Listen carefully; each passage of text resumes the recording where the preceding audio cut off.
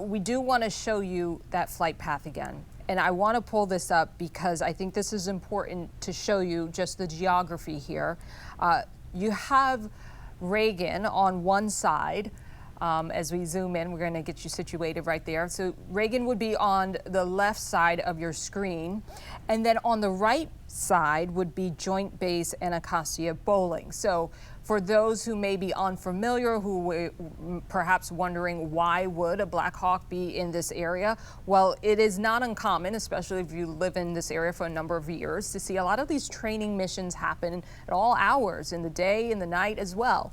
So we know that Joint Base Anacostia Bowling is right there, and then you have geographically right across the river, you have Reagan National Airport. So that would explain why they're within the vicinity. But the key question is going to be, what about all that flight awareness technology that should have alerted the pilots that these two planes were too close together? A lot of unanswered questions, and that investigation is not even close to starting because they're in the search and rescue mode. Okay, we're going to take that down and again look at the live images as we take another view of the scene there. And it is going to be a long night. We heard from our Carl Willis, who told us that he is in a room at Reagan National Airport where a number of agencies are gathering right now. The NTSB and the FAA, they're going to be the lead on this investigation. They're likely only going to be able to give us preliminary information, that being the type of aircraft, any initial warnings or communications that they had with any of the pilots. So that is what we would likely hear from that news conference. It can take months for an investigation of this magnitude to be complete. We're getting some new information in right now. WMATA is now weighing in. The transit system has sent warming buses that is, to support rescue. We are working to assist Dulles Airport, this is a statement that I'm reading, with diverted flights by running extra Silver Line trains and to keep Silver open later to get people downtown. So this is having ripple effects for all forms of transportation in our area, and WMATA expressing the ways in which they are helping people navigate what is just a tremendous undertaking for those rescuers who are out there in the water right now. We have a new statement now that we want to get to.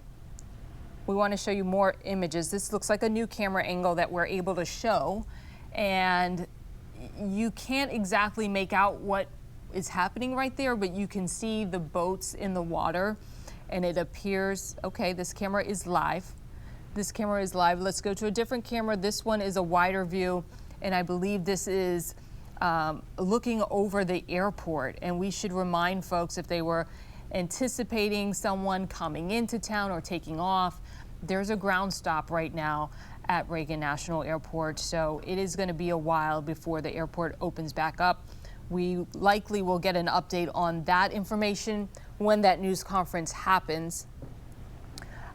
So this is an unfolding situation where we don't have a lot of information to go to, but we do know that a lot of people heard and saw something tonight that right away they took to social media to share some of that. We're getting more reaction that is coming in. We have reaction now from Senator Ted Cruz. He is among those sharing his thoughts on social media, saying he is closely monitoring the situation at DCA. He will be receiving a briefing from the FAA tomorrow. And then we have some video. Do we have that for us? Is that ready? Okay, we're working on turning that video around.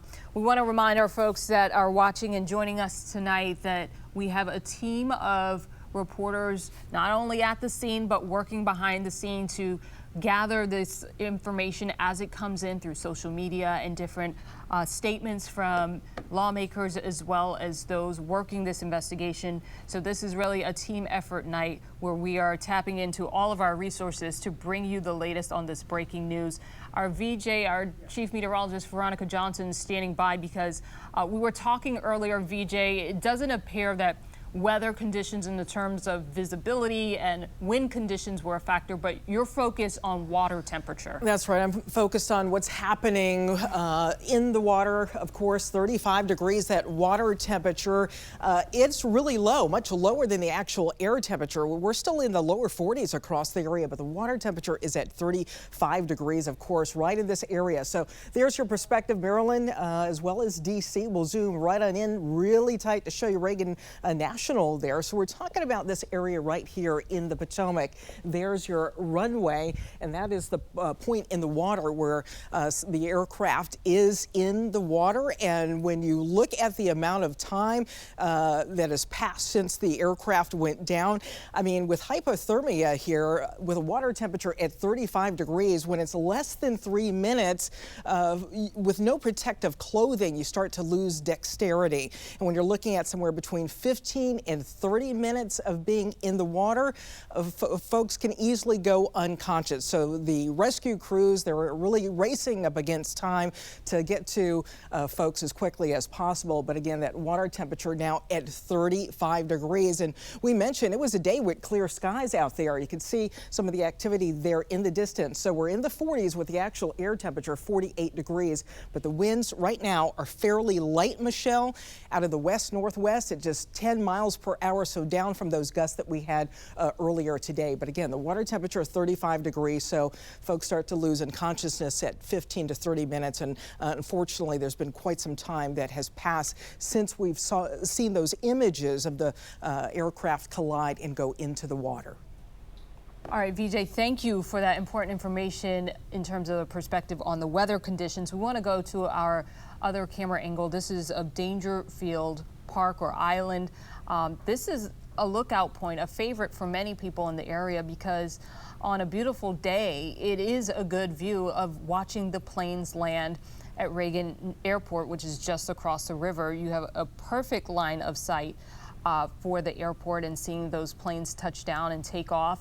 And you can see that it is now a gathering point for people in the media and others to take in what is unfolding tonight.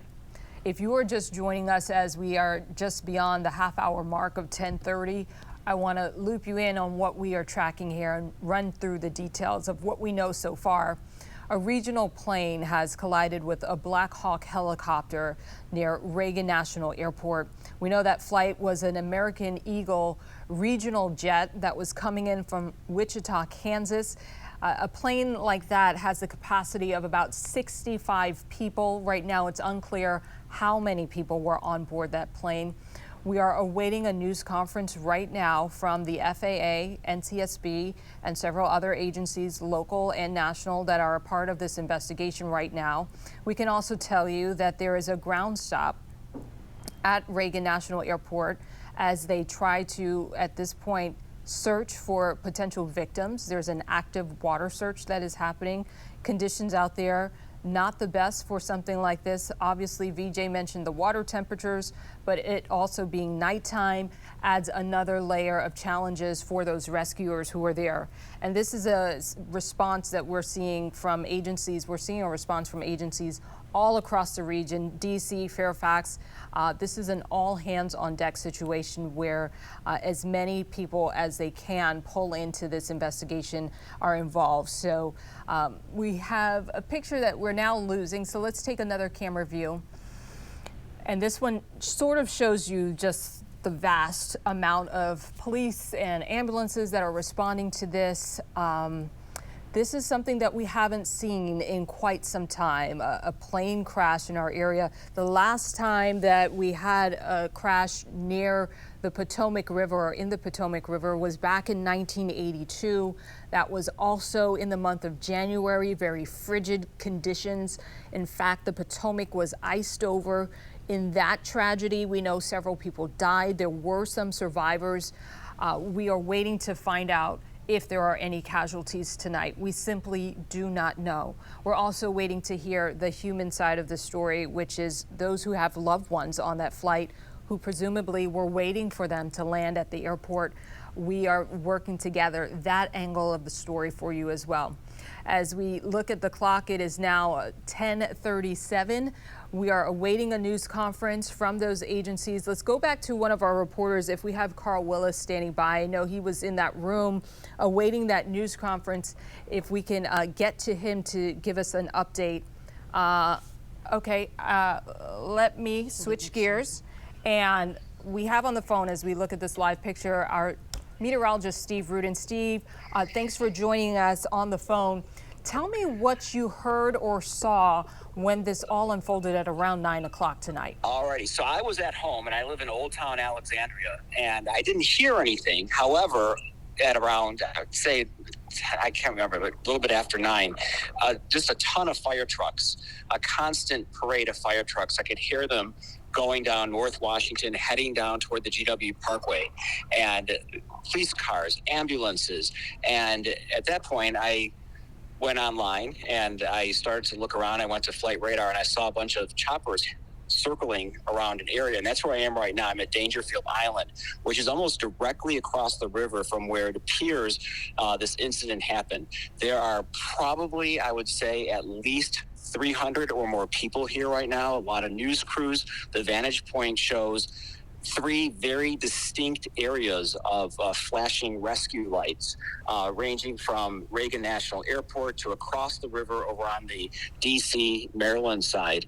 And you can still hear, up until about, a steady stream of rescue squads going toward the airport. It's now quieter right now, but I am counting 1, 2, 3 choppers in the air right now, still doing searches that are over the water. I should make one other note that earlier today, we had wind gusts upwards of 30 to 40 miles per hour. It is nearly calm here right now. So those winds are not a problem, but these waters, as Veronica was mentioning, very, very cold. Parts of the Potomac recently, as a couple of days ago, had a sheet of ice on it. Where I am right now, the vantage point, it is not icy. However, the water temperatures are very, very cold. Yeah, we were looking at temperatures around 35 degrees for that water temperature, so certainly frigid. Can you tell us, Steve, in terms of where you are, if you're able to see if the posture has changed? I know you've been out there kind of looking at the situation for some time now. Are you seeing more vehicles respond in terms of emergency vehicles, or are you seeing them shift to a different direction? Well, right now I'm hearing yet another round of sirens, emergency vehicles, and you can literally, I mean, if you pan the river, I'm at Dangerfield Island. For those of you who don't know where that is, it's right off the GW Parkway, just to the north of Old Town Alexandria, and I have a direct view right now of the control tower at Reagan National to the Washington Monument, the U.S. Capitol Dome. So from the Capitol Dome on is a steady stream of flashing red and blue lights. There's a little bit of break where the water is, another band of lights, which looks like it's more across the river. Perhaps that's where they're searching. And then there's 2 more clumps of lights. So I don't know how big this area is. We know that we saw the big flash in the video, that it happened above the surface. I don't know how high it was, and I don't know how far the debris may have spread, but there are lots and lots of people. Search helicopters continue. Once again, I'm counting 1, 2, 3 choppers right now that are in the air, and I can't even count how many rescue vehicles just by their flashing lights. There are just so many. What about in the water? Are you seeing rescue boats in the water? We saw that earlier, but has that changed? So from my vantage point here across the river, it does appear that there's clumps. There's 1, 2, 3, 4 clumps of rescue squads. I can't tell from this vantage point which ones are actually on the water or not. However, there's a very steady stream, and the choppers now seem to be going a little bit farther to the south in a location. I don't know what is happening over there, but there's also a lot of flashing lights in that one clump of rescue vehicles, and it's sort of separated from the rest of them. So I don't know what's going on in that smaller area, but then you can look around the perimeter over toward Reagan National, and you can see just a search and rescue effort that I've not seen around here, my goodness, in a long, long time. Absolutely. And you said about 3, how many aircraft in terms of helicopters you see circling now? Right now I'm counting 3, and they're all at varying heights. and they seem to be scanning. I mean, they're sort of moving in a. I mean, I imagine there's some sequence in which they're moving, but they're definitely covering a pretty broad area of the river that is just to the south of Reagan National. And Steve, not to put you on the spot, but I know one of your side hobbies is just fascination with aircraft. Do you have anything to add on that front? No, I mean, American Eagle, I mean, they've been around a long time. They're a subsidiary of American Airlines, and these planes, these commuter planes, we think of these commuter planes from way back when with propellers and whatnot, but they're regional jets in essence. I don't know the exact type of plane this is. However, they hold quite a few people, and I think at one point, I don't want to even speculate how many people the plane holds, because I don't know what kind of plane it is, but some of these planes can hold upwards of 75 people. So they're not these small 25-seat planes that we're accustomed to seeing or remember seeing back in the day. Yeah, you're right about that. This one, we understand, holds about 65 people, but you're right, as you pointed out, we don't know how many passengers were on board this flight. Steve, thank you so much for adding your perspective to all of this. We're going to come back to you later tonight, because we're going to be on top of the story all evening. Steve, thank you. Steve Rudin standing by from Dangerfield Island for us. We want to bring in our Chief Meteorologist, Veronica Johnson, now. And you've been looking at water temperatures. What more can you tell us about the conditions out there in the Potomac? Right, so holding at 35 degrees right now. Haven't seen any change with that, but that still is a very low water temperature. Winds out of the northwest. They'll start looking at the water currents, which way everything is flowing. Right now it's a northwesterly wind, so that will be, I'm going to switch over to one of the maps here to zoom right on down to Reagan National here. If we can take the map for maybe a split second there on the other side. So we'll look at the winds northwest to southeast, so that water current will be more from north to south, allowing things to kind of flow, south out of the Potomac. But the water temperature, that's what is so critical, of course, running at 35 degrees. And what I mentioned earlier is that at 35 degrees, there's so much that just happens with the human body, right? You see at 35 degrees, under 3 minutes, that loss of dexterity. These folks on the plane, of course, without any gear on. Right? Yeah, I mean, you would hope that we don't know how much time they had to prepare, if any of the vests or things like that you're often told to do in case of an emergency when you have these instructional videos before a flight takes off. But you're right, no one wants to be in those type of conditions because there is a significant risk of hypothermia, as you point out right there. That's right, and just at 35 degrees, between that 15 and 30-minute pocket, folks start to lose unconsciousness being in the water. You lose awareness, unconsciousness, but like you said, we don't know what kind of time folks had to prepare before this happened. In the dark, you mentioned the plane crash in '82 in January. That really was weather-related as well, with ice on the wings of the plane. In this instance, we've got less ice in the water, but at least the winds were light by this time this evening. That's right. Right. So winds were light, clear skies across the area, so we really don't know the factors that led to this incident this evening. Yeah, I mean, there are so many questions about how this all unfolded because of all the technology on board these aircraft, especially the Blackhawk, that should have alerted them that they are too close in proximity to another aircraft. Our Carl Willis is standing by. Stay close, VJ. We're going to come back to you. Our Carl Willis is standing by, and he is at the airport where we're expecting an update. It looks like you changed locations. Carl, it looks like you're at baggage claim. Are you seeing families there? What's happening? No, Michelle, we actually just turned right around here. We're in Reagan National Airport. As you can see now, I'm in Terminal 1 near the Frontier check-in ticketing line, actually.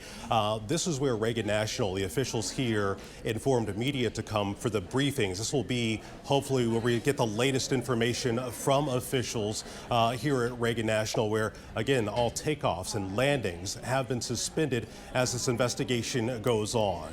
This is not the primary focus right now, but I can tell you there are 19 delays and 7 cancellations. That does affect a few people as this happens right out the window. If you look across the way here, you can see some of the flashing lights, the fire response that's happening so nearby here. Again, this is a quiet corner of the terminal, but out there you can imagine the energy that's being exerted trying to rescue and find whoever was on these flights. Again, this was an American Eagle flight that was coming from Wichita, Kansas, that crashed on descent, on arrival here, coming to runway 33 at Reagan National Airport. Again, MPD, along with DC Fire and EMS, they are working on that search and recovery and rescue, hopefully at this point. PSA Airlines flight, a Bombardier, a regional jet, that collided with a Sikorsky H-60 helicopter, a military helicopter, what we've been told, on trying to, the flight that was trying to land here at DCA. So again, if we turn back around here, we can tell you that this is a staging area right now where hopefully we haven't been given an ETA exactly when this briefing is going to happen, but we can take it as soon as that happens. Again, we are in the ticketing section inside Terminal 1 and awaiting the very latest information on this tragic crash. Michelle. All right, Carl, I have a couple of questions for you. I know you are standing by for that news conference, but if you can tell me, I would imagine with this ground stop, have those other flights that were scheduled for this evening, are they canceled and are folks leaving? There are a number of delays, so 7 have been canceled, 19 are still in delay status right now, but with the extent of this investigation, you can imagine that's going to go on throughout the night. So it's unclear whether those flights that have been delayed will eventually be canceled. Again, that is affecting 19 different flights at this point, so that is something certainly to watch. But again, of course, all the focus is on that rescue mission that's happening on the Potomac right now. Our Carl Willis live for us at Reagan National Airport, standing by for that news conference from the NTSB as well as the FAA. Carl, thank you. We want to go now to our, let's see, control room. Dave Lucas, we have our former anchor on the line. Dave, it feels like I just talked to you. I think I did earlier tonight. Yeah. Who knew that this would be unfolding just a short time later? Dave, what can you tell us? I know in terms of just perspective, we were referring to that 1982 crash, and that's the last time we all really recall an event like this where there's a water rescue after an aircraft went down. How are you seeing the details so far? I know you were looking at some of those social media videos.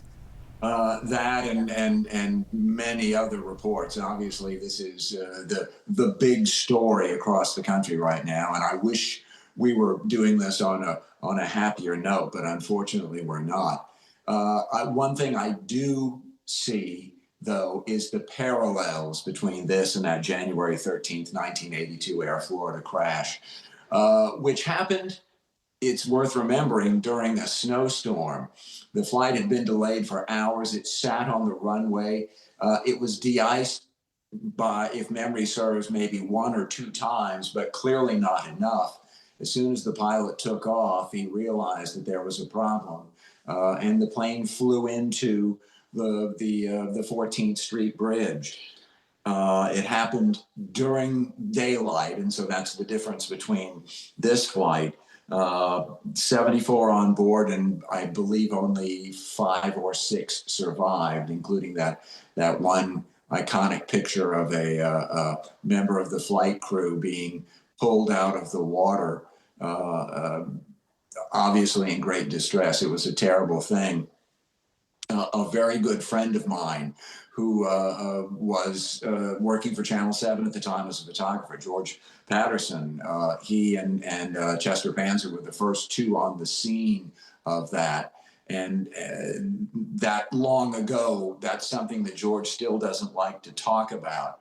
One thing we should talk about, though, is as a result, almost directly of that flight, the impetus to develop what's known as the TCAS system, which is the in-flight radar, if you will. In our cars, we have things that tell us when we're following too close. Well, that's the analogy I can make to the TCAS. It's when planes are close together or on a potential collision course, they're warned to break off and to move in other directions. TCAS was a direct result of that Air Florida crash back in 1982.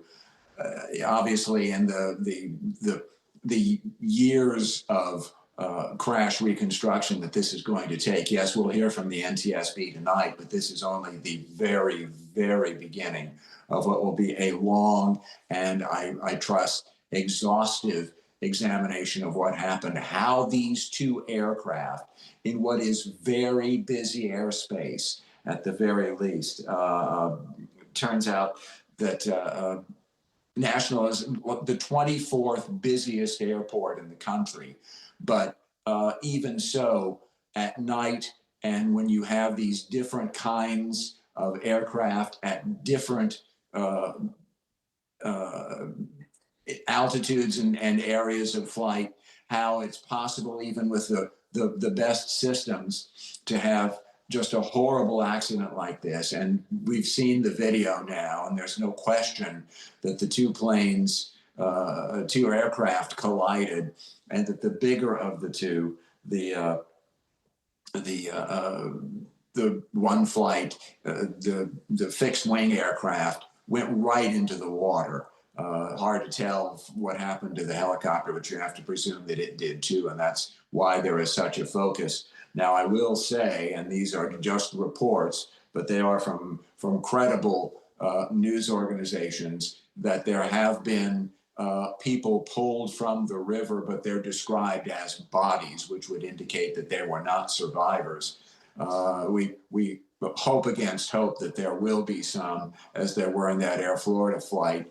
But right now, as VJ told us earlier, with the water being as cold as it is right now, there is that very small window where you have to get people who might be otherwise medically compromised, perhaps unconscious, maybe not even breathing. You have to get them out of the river and try and immediately warm them up and see if you can't get them saved.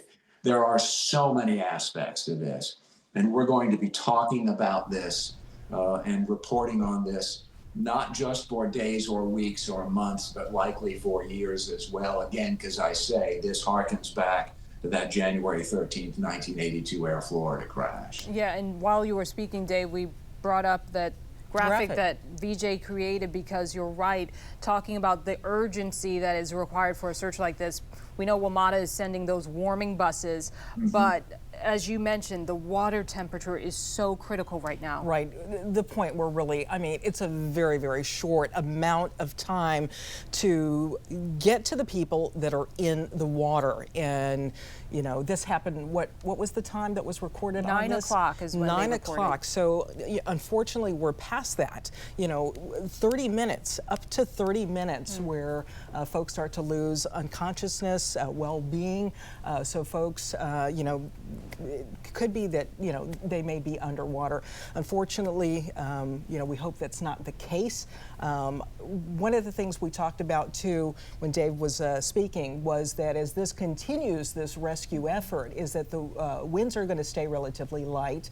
Skies in the morning should be mainly clear, so we're not talking about any rain here that's going to come with this rescue effort. It's going to be clear skies, light winds for them. Temperatures in the morning that'll be around 37, 38 degrees, the actual air temp, and that means the water temperature could drop a few more degrees as well. We're at 35 degrees right now, so by morning that water temperature could be around 33 degrees. What can you tell us about the force of the water current? Because a lot of times we see the Potomac River in images like this, and sometimes it can appear still, but it is a very forceful river. It is, right. In big bodies of water, you can see that current move much easier. Right now, the winds are out of the northwest, and even though they're relatively light at about 5 to 10 miles per hour right now, it's still a current that would carry anything from north to south out of the Potomac, so more away from the area, of course, where the incident took place. I think that search will start to broaden by morning, certainly throughout the day tomorrow. But again, again, I like that we don't have any weather that's going to be moving in anytime soon.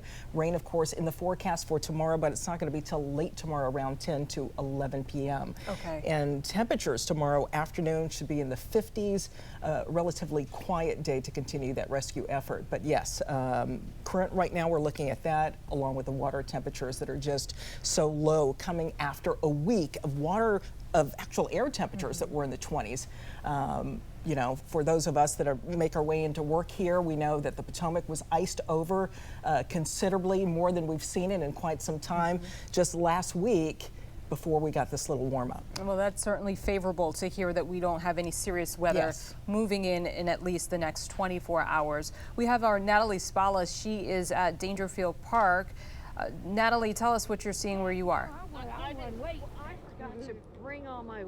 Yeah, Michelle, I can offer only perspective what is going on here at Dangerfield Park. I mean, this is a very active scene in terms of people who are curious about what's going on. Right now it is relatively quiet, and it's eerily quiet because all you can hear right now are a few small conversations taking place between people and then the buzz of the choppers going on around the Potomac. And right now there's no crews here, nothing in that regard, no fire, EMS, very quiet, very still. A lot of people just curious about what's going on. The marina is packed right now. I see cars circling the parking lot. A lot of people trying to find a parking spot just to get a sense of what's going on here. But again, the sense is very eerie, very dark. A lot of people are very quiet, but again, just curious about what's going on. I want to step out of the way though, just so you can get a sense of what the scene is that people are taking in. And again, very quiet, very dark over here, but a lot of people, I'd say easily more than 100 people here right now, just very quiet, taking in the scene. And again, you see all the lights on the other side of the Potomac. Nothing in that regard going on, but you can hear that chopper, the buzzing of the chopper. It's very eerie, like I mentioned, but right now I can count 1, 2. That's pretty much it in terms of choppers in the air right now. Lots of lights, though, on the other side of the Potomac, just kind of adding to this scene. But right now I've spoken to a few people, some of them, or most of them actually, from the area close by where we are here at Dangerfield Park. They didn't see anything, didn't hear anything, but a lot of people were able to see this on the news, saw it on Facebook, wanted to come out here and see. And I also did speak with a few people who do live in the area very close by, and they did mention that there has been a lot of activity in the air, especially in these last few days. Noises, images, just a lot of helicopters and airplanes, and that's pretty typical for this area right around DCA. But some people also did mention that they believe it was an increased presence in those aircraft within the last few days. So once again, a lot of people out here, cameras, TV crews, everyone wants to get a sense of what's going on. But again, like I mentioned, very quiet. A lot of people just curious and wanted to see that for themselves. Michelle? Natalie, thank you for that report. Yeah, this is a story gaining national attention. Right now, we know that a lot of folks first hearing about this on social media. We saw some of those first images of the impact of the big blast in the sky, and that all caught our attention. Standing by right now is our John Rogers. He's at the alert desk checking some of the latest information. Okay, we're going to get to John in just a moment. All right, Michelle, thank you. So we're just learning just moments ago more about this helicopter. We're told that this Blackhawk that collided with the plane had 3 soldiers on board and was coming from Fort Belvoir and was not carrying any VIPs. As we all know, it's very common to see these choppers flying above the Potomac. It often is used for travel in the D.C. area. So again, the Army has confirmed that this had come from Fort Belvoir. In the meantime, as you had mentioned, Michelle, all over social media, people were sharing these chilling images where you can see the flash, and in a moment you see a little zoom in here where you can see the what appears to be the collision caught on a CCTV camera, this pointing from the Kennedy Center. Very awful to see that. Many people on social media sharing these chilling images, including this, where you see the flight path from the plane as it's headed toward DCA, flying over the Potomac, and then sadly, the plane never fully arrives to the runway. The image here from flight radar has it stopping right there in the middle of the Potomac. The FAA, as we already know, has been putting up posts providing what little information they can at the moment on this latest in the situation. American Airlines confirming this